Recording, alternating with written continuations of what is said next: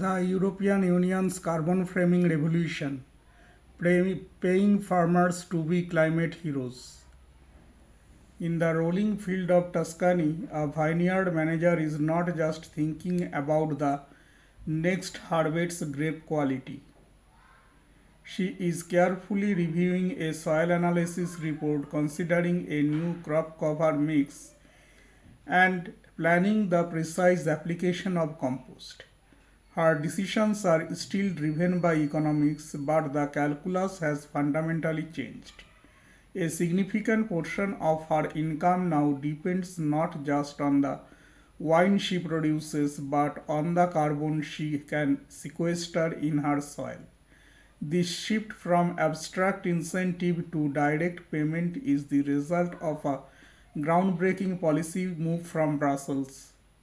In October 2024, the European Commission began implementing the world's most ambitious large scale policy, explicitly linking agricultural subsidies to verified increases in soil organic carbon. This is not just a tweak to the common agriculture policy, it's a systemic attempt to reframe the farmer's role from food producer to land steward and paid climate mitigator.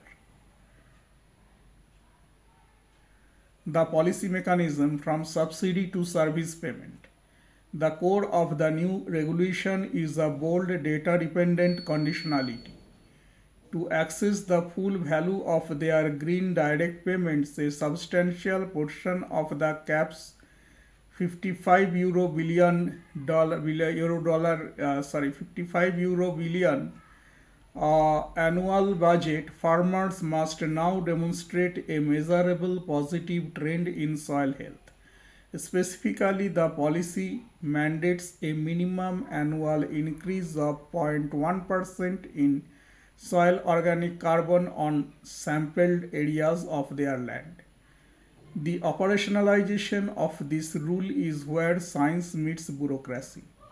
Member states are rolling out standardized sampling protocols, often involving third party verifiers or coordinated national agencies. Farms will establish a baseline SOC level followed by periodic testing, likely every 3 to 5 years, to track change. The data generated flows into a certified national registry. This creates an auditable chain of evidence, moving the system away from practice based compliance. For example, did you plant a cover crop? To outcome based compensation. Did your soil carbon actually increase? The prescribed practices to achieve these are the tools of regenerative agriculture: reduced or no till farming, diversified crop rotations, integration of legumes, application of organic amendments like compost, and maintenance of permanent cover or hedge grows. Let us talk about the staggering scale of potential impact. The transformative potential of this policy lies in the sheer scale of European farmland and the power of simple math applied across vast areas. The European Union has approximately 160 million hectares of agricultural land. The impact of a 0.1% annual increase in SOC across this area is not trivial. It is a climate solution of continental magnitude. Soil scientists model this using standard conversion metrics. An increase of 0.1% SOC in the top 30 centimeters of soil corresponds to sequestering around roughly 3.5 tons of CO2 per hectare.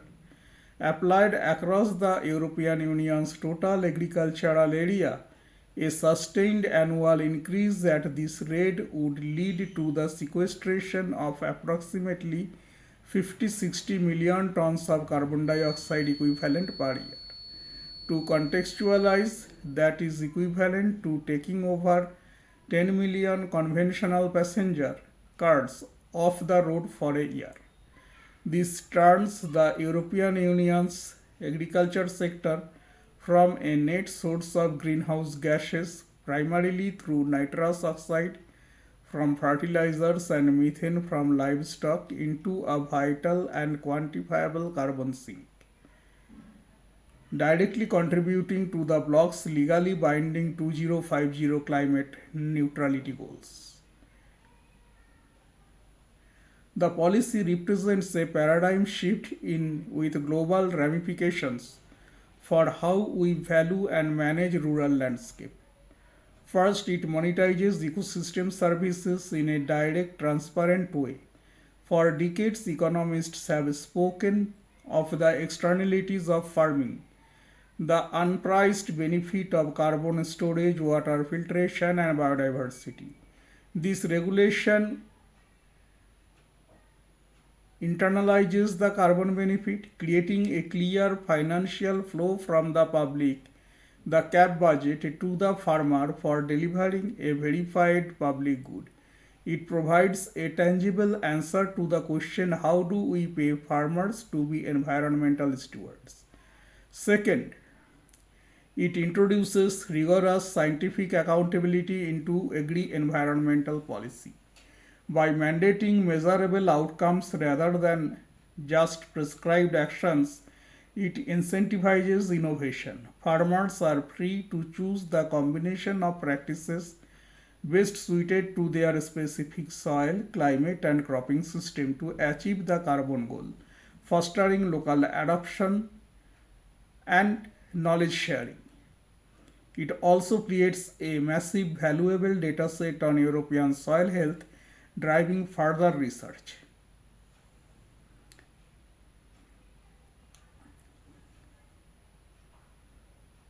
The implementation hurdles are significant. Accurately measuring small annual changes in soil carbon is complex, costly, and subject to natural variation. Ensuring the system is equitable for smallholders who may lack resources for initial testing and for farmers in arid regions where building carbon is inherently more difficult is a critical design challenge. There is also a legitimate debate about permanence, ensuring the carbon stored is not later released through a change in practice. Yet, the direction is unequivocal.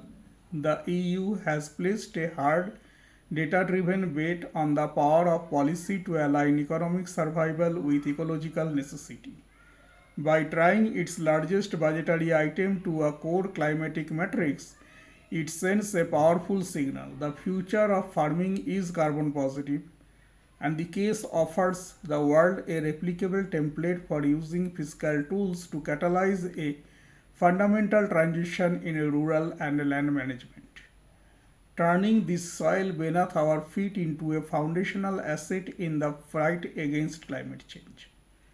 Thank you.